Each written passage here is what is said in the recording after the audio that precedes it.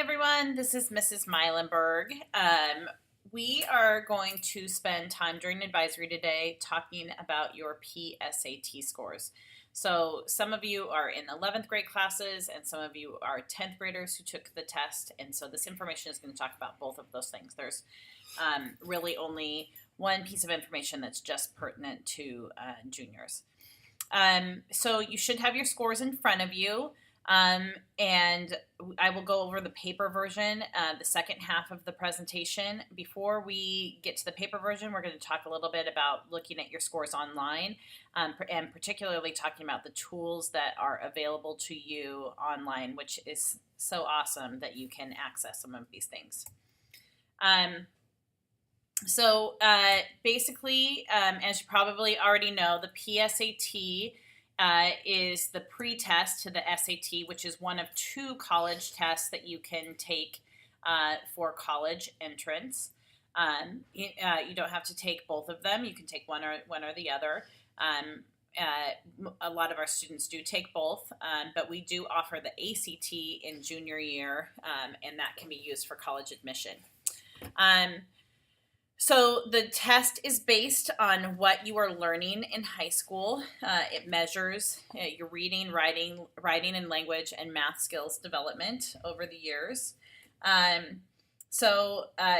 Theoretically, you shouldn't have to spend a lot of time prepping for this exam. It should be covering things that you are learning in class.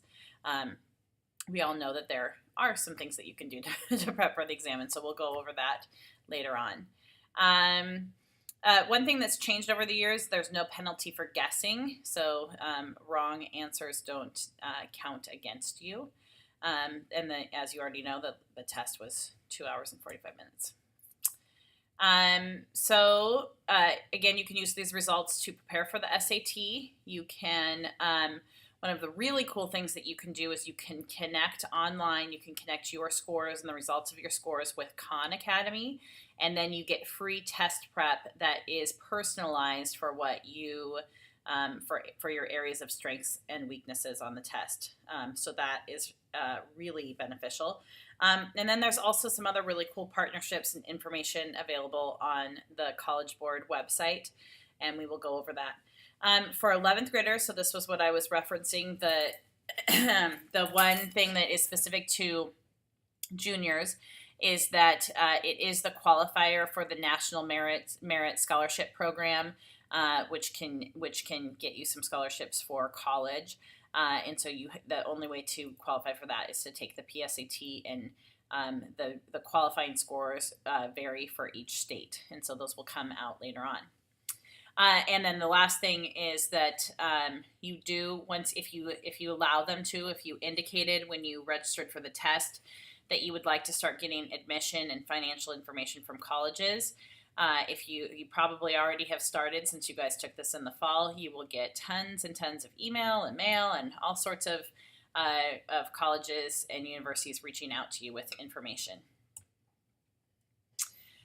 So the first thing that we're going to do is review how you go over your online report, and then we are going to review your paper score, which you have in front of you. So let's start that. So probably a lot of you have already signed in online and reviewed your scores.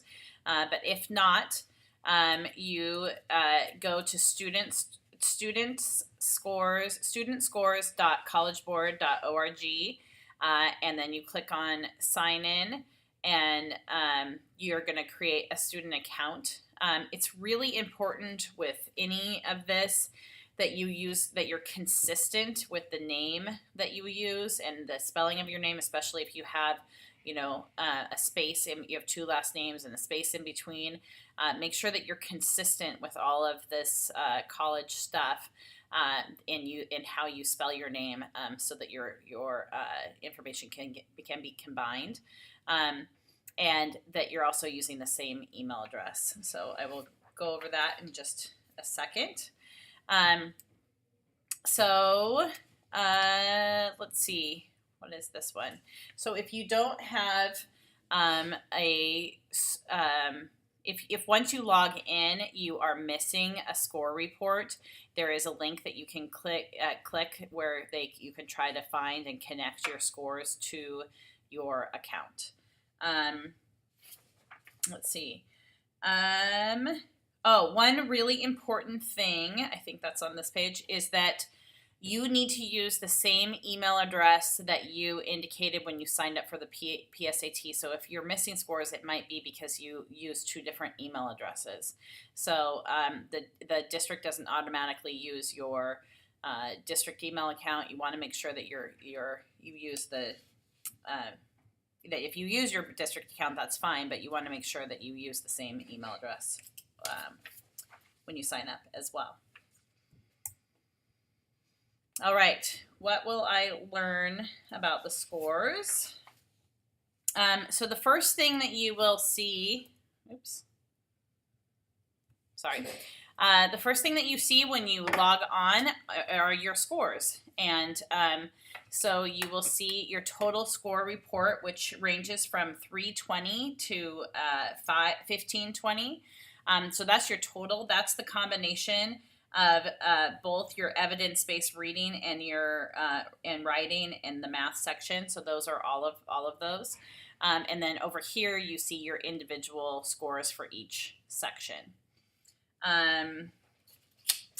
Then if you click view details, you can get more information about all of it. And so this is really important for preparation, and really just, I mean, for preparation for the SAT, but also just for understanding where your strengths and weaknesses are in subject areas. It might help you just in school too to look on some of these things. So let me see, what do I want to say about this? So here, when you see the green versus red line, that is, you can see down here that this person was in the red range. So that indicates that your score indicates you need to strengthen your college readiness skills. So that your score in this area isn't quite up to the benchmark that would indicate college readiness. And so you might want to put in a little bit of work in that area. And then over here, it gives you the projected range for what you would get on the actual SAT. So there's like a range of numbers that you might get. So this person is pretty close to the benchmark range, and so just a little bit more effort might help. Same thing with your math score. So the difference over here on the math side of things is that that the scores indicate that you are close to being on track for college readiness, but you need to continue to strengthen your skills. So they're almost to that green zone. So down over here they were in the red zone. Here that looks like they're in the yellow zone, and then again projecting their SATs. I'm trying to see it on here. There is a percentile mark on here, and I don't know why I'm not seeing it. Maybe it's on the next slide, that tells you how you compare to other students in your grade level. Let's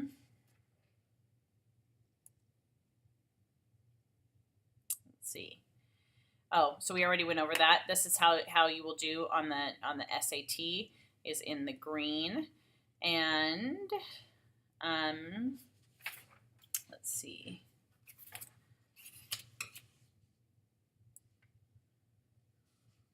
Okay, so the next is your section scores. So you can break down your scores by each section and subscore, so that you can see which type of questions. You can actually see which question you got wrong, which type of questions you got wrong, and they'll even give you some information about what the question was and some teaching in there as well.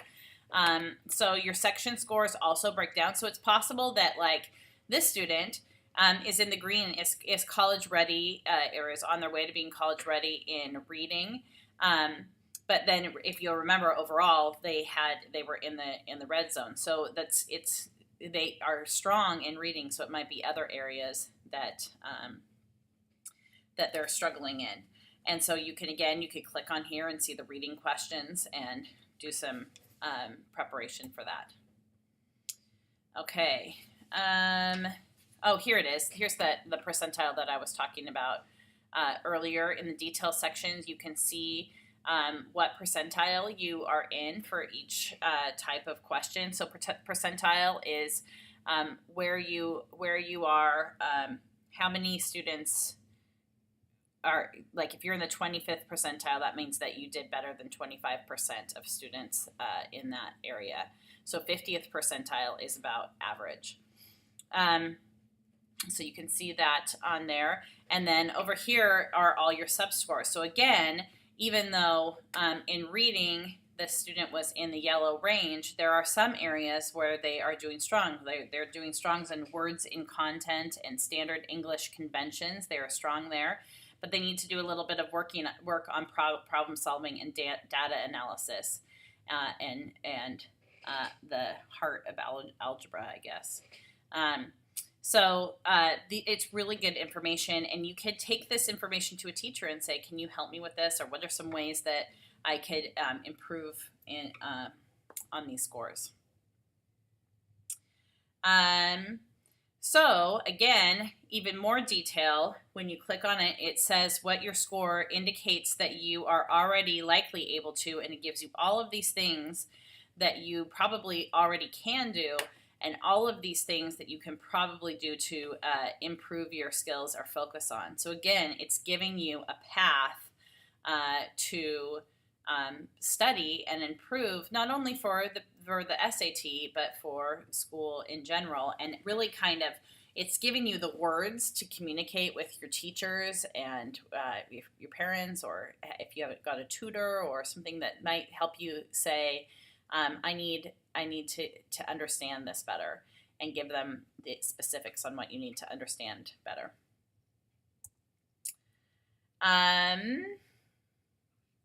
So again, you can actually get the reading question, so it will give you the passage. It will tell you what your answer was. So this person selected A, but the answer was B. It will tell you why B is the best answer and why the other answers are incorrect. So again, it's like the best study guide. You can pay a lot of money for this stuff, or you can do it for free online on your own.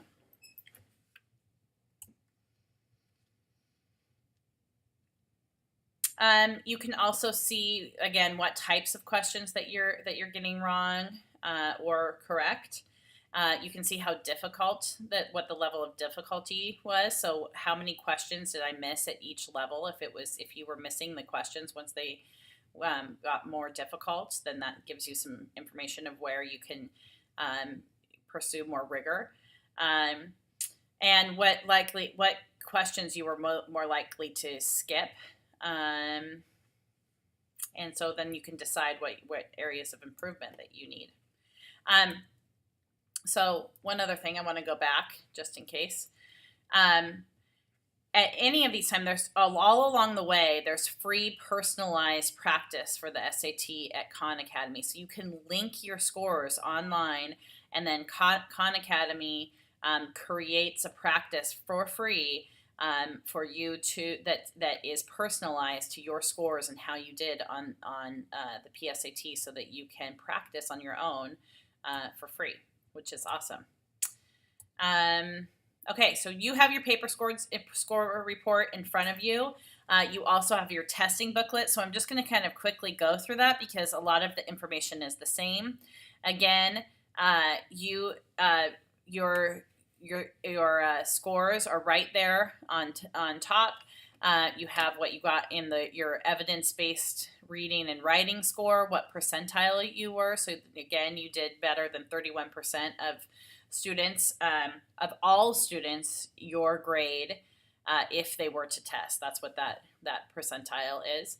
And on this one, they did better than 69% of students. So again, they're a little bit higher in their math than they are in reading and writing. And then your total score.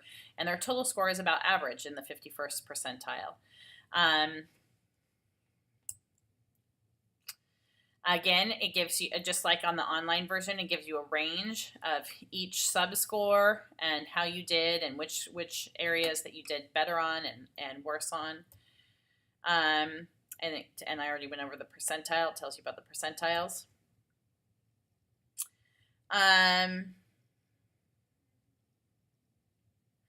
It tells you, I think this is about, this gives you what a range of scores. So you might be plus or minus 40 points over your total score. Your reading and writing might be plus or minus 25 points, 33 for math. So it just kind of tells you that they can't tell you exactly what you're going to get on your SAT because you didn't take the SAT, you took the PSAT, but this predicts what a range of what you might get when you take the SAT. This talks specifically, again, this is just for juniors, about the National Merit Scholarship Corporation and what your index is. So this is for selection. And I can't remember when, might already be out, when each state has a selection index score, and students who get that score or higher are selected for the National Merit Scholarship program, and they go through, there's an application process and things that they go through that. So we announce those in the fall. So I actually think, I know for sure that those students don't find out whether they were eligible until the fall of senior year. So again, areas, again, this is the same in the paper version as the online version. It tells you what you might already be able to do and what you might be able to do to improve your skills. And you also, just to go back to this really quick, in your testing booklet, you should be able to, I think that it gives you all of your answers to all of the questions. And so you can go back and look at what type of questions you're missing.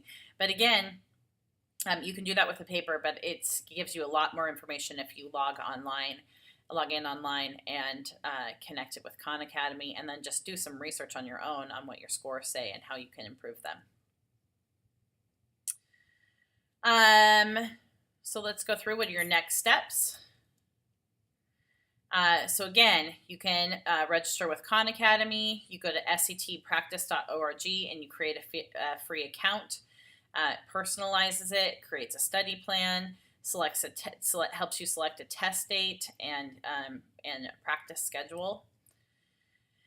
There are I will upload this whole presentation onto Canvas, and so you could watch a video about how to use the practice website and practicing on Khan Academy.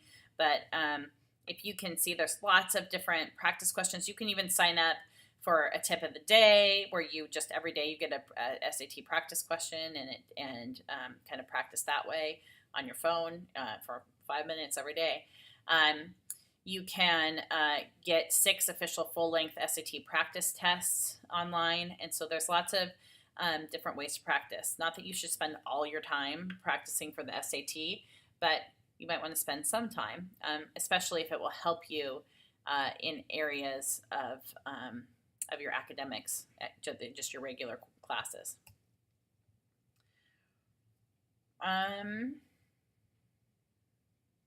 So this just goes over how to link your Khan Academy. I think when you can do it when you're on your SAT, just like I pointed out that there's links all over the place of how you can connect it to Khan Academy.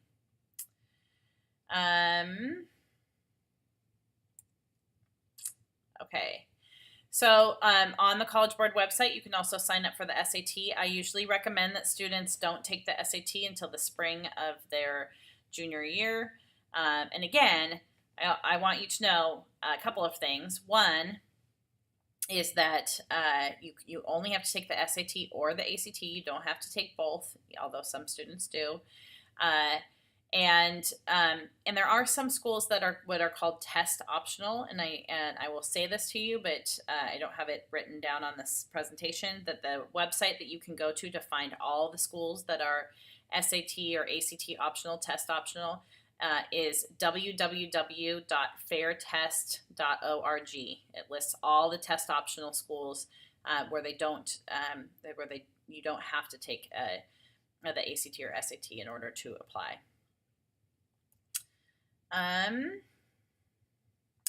There is also a couple of things on the College Board website now that you've taken, well, you can access Big Future even without taking the PSAT, but Big Future is a great website for doing run through the College Board that has tons of information on colleges. You can do an awesome college search there, college action plan. You can find scholarships, it has financial aid information.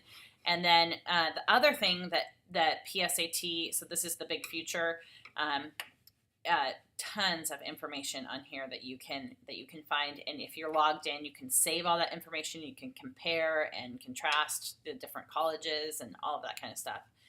And then there is a organization called Road Trip Nation, and they have partnered up with PSAT to help you get information about Roadmap to Careers. So Road Trip Nation is a really cool website, very interactive, very aesthetically pleasing and kind of fun, where you can access lots of information about different types of careers, and you can see videos with different leaders. They've gone out and interviewed all these people about their journeys and how they got to where they are. And so it's really a cool website that you can connect with. And what's nice is now that you took the PSAT, you can they do have a free website, but you get some of the parts of the paid version for free now that you've taken the PSAT. So that's really helpful as well. This is, I think you guys already said whether or not you wanted to do the student search services, but this helps connect you with college information and trying to find colleges that are a good fit for you.